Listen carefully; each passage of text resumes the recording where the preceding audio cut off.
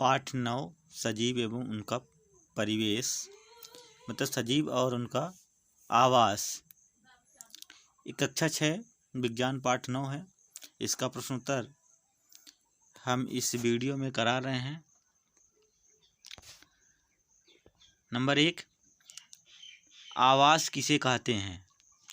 आवास क्या है? किसी सजीव का वह परिवेश जिसमें वह रहकर अपने जीवन की सभी जैविक क्रियाएं पूर्ण करता है, उसका आवास कहलाता है।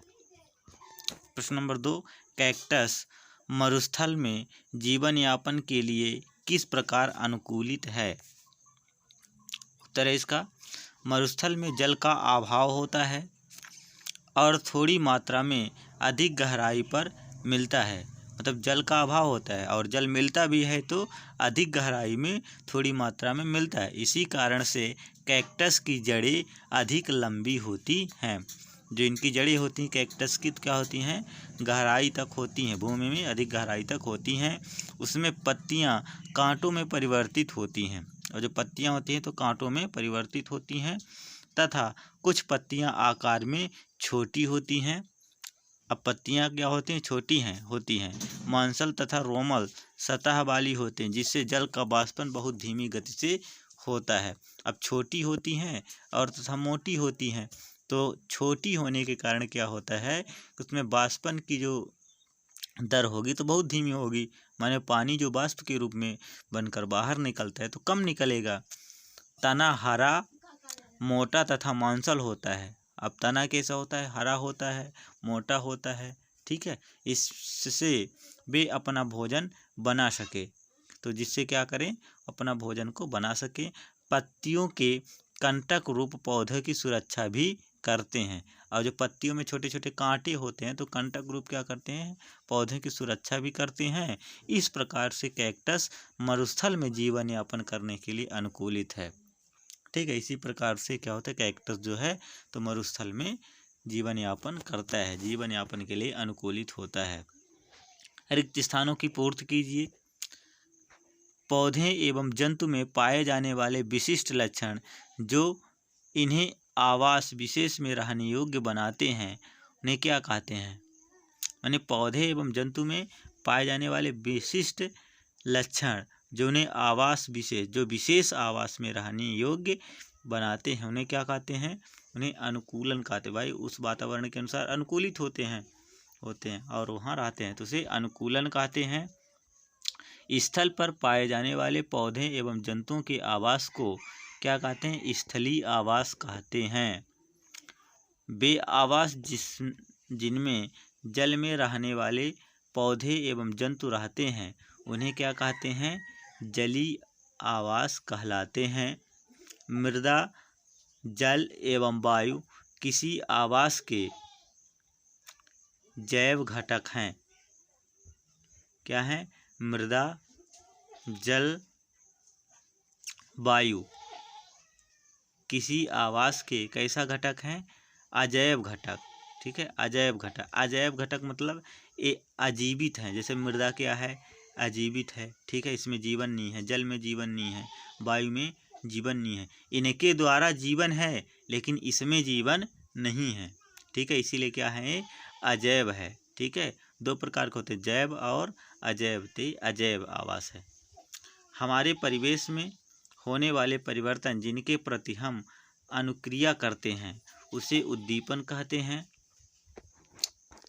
नंबर 4, निम्नलिखित सूची में कौन सी निर्जीव वस्तुएं हैं? इसमें से निर्जीव वस्तुओं को देखना है। हल, छमक, सिलाई मशीन, रेडियो, नाव, जलकुंभी, केचुआ। इसमें से निर्जीव कौन कौन सा है? तो हल निर्जीव है, सिलाई मशीन निर्जीव है, रेडियो निर्जीव है, नाव निर्जीव है, ठीक है। इस प्रकार से बाकी क्या हैं? जैसे जलकुंभी, केचुआ, ये क्या हैं? और यहाँ पर छमक भी दिया हुआ है, ये क्या हैं? जीवित हैं। आगे देखेंगे। नंबर 5, किसी ऐसे निर्जीव वस्तु का उदाहरण दीजिए जिसमें सजीवों के 2 लक्षण परिलक्षित होते हैं। अब क्या करना है? किसी निर्जीव का उदाहरण देना है जिसमें सजीवों के 2 लक्षण परिलक्षित होते हैं। साइकिल चंद्रमा, ये दोनों उदाहरण हैं। साइकिल भी क्या है, निर्जीव है, चंद्रमा क्या है, निर्जीव है। और इसमें सजीवों के लक्षण परिलक्षित होते। कैसे, साइकिल में गति होती है, चंद्रमा में गति होती है। ठीक है, तो ये क्या है, उस गति क्या है, सजीवों के ही लक्षण है। यदि इस प्रकार की निर्जीव वस्तुएं जिसमें गति पाई जाती है, चंद्रमा अपने आकार में घटता और बढ़ता रहता है। ठीक, दूसरा 6 नंबर, निम्न में से कौन सी निर्जीव वस्तुएं किसी समय सजीव का अंश थी। इसमें देखना है, ये सब निर्जीव हैं और निर्जीव भी हैं, तो किसी समय सजीव का अंश थी। जैसे मक्खन, चमड़ा, मृदा, ऊन, बिजली का बल्ब, खाद्य तेल, नमक, सेव, रबड़। इसमें देखना है कि कौन कौन से सजीव का अंश थे। तो निम्नलिखित निर्जीव वस्तुएं किसी समय सजीव का अंश थी। जैसे मक्खन, तो मक्खन किसी समय सजीव के अंश था। जैसे गाय से दूध निकाले और दूध से मक्खन बना, तो एक किसी समय क्या था, सजीव का अंश था, अब भले निर्जीव है। चमड़ा भी क्या, पशुओं का ही उतारा जाता है। ऊन पशुओं से ही बनाया जाता है, तो क्या थे, किसी समय सजीव थे। खाद्य तेल कहाँ से प्राप्त होता है, तो खाद्य तेल जैसे सरसों, तो सरसों क्या है, सजीव है, सरसों से निकाला गया बीज से तेल बनता है। ठीक है, सेव पेड़ों से प्राप्त किया गया, ते क्या थे, किसी समय सजीव थे। सजीवों के विशिष्ट लक्षण सूचीबद्ध कीजिए। अब देखना है सजीवों के विशिष्ट लक्षण। नंबर 1,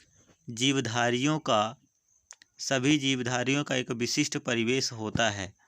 ठीक है, जहाँ वो रहते हैं, जिसमें वे अपने जीवन की सभी आवश्यक जैविक क्रियाएं सफलतापूर्वक कर लेते हैं, उन्हें उन जीवों का आवास कहते हैं।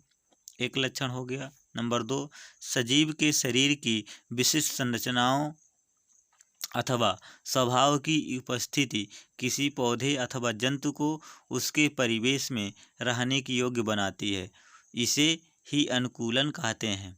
नंबर 1 हम देखें कि आवास क्या है। नंबर 2 हम देखें कि अनुकूलन क्या है।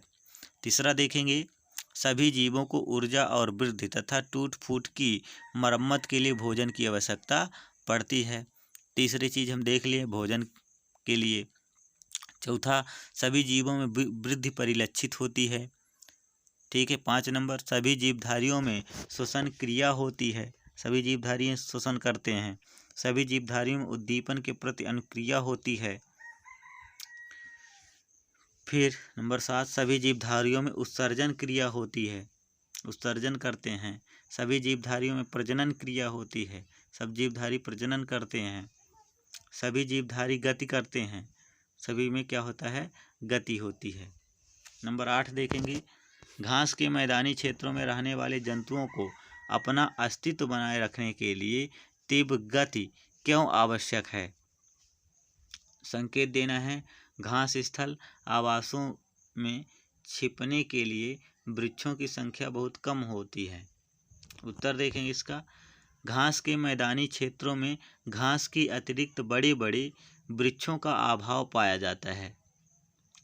इस अभाव के परिणाम स्वरूप यहाँ रहने वाले प्राणी तीव्रगामी होते हैं, जिससे वे स्वयं को अपने शत्रुओं से तथा वातावरण की प्रतिकूलता से रक्षा कर सकें। ठीक है, इन प्रश्नों को आप लोग देखेंगे और वीडियो को 2-3 बार देखेंगे ताकि ये प्रश्नों के